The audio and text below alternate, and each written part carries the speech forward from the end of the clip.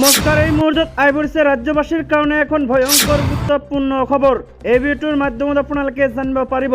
আপোনালোকে ভিডিঅ'টো চাই থাকিব। আজি অনুষ্ঠিত হ'বলগীয়া মেট্ৰিকৰ বিজ্ঞান পৰীক্ষা বাতিল কৰাৰ বাবে ৰাজ্যৰ বিভিন্ন প্ৰান্তত কেইবাটাও সংগঠনৰ ভয়ংকৰ প্ৰতিবাদ। প্ৰশ্ন কাকত ফাদিল হোৱাৰ বিৰুদ্ধে ভয়ংকৰ প্ৰতিবাদ সাব্যস্ত কৰিছে এইসমূহ দল সংগঠনে। শিক্ষা বিভাগে পৰীক্ষা বাতিল কৰাত বিভাগ তথা শিক্ষামন্ত্ৰীৰ পুতলিকা দাগ কৰিছে বিভিন্ন দল সংগঠনে। এক কথাত ক'বলৈ হ'লে সোমবাৰে অৰ্থাৎ আজি অনুষ্ঠিত হ'বলগীয়া মেট্ৰিকৰ সাধাৰণ বিজ্ঞানৰ পৰীক্ষা বাতিলৰ সিদ্ধান্তই জুই জ্বলাইছে ৰাজ্যৰ বিভিন্ন প্ৰান্তত।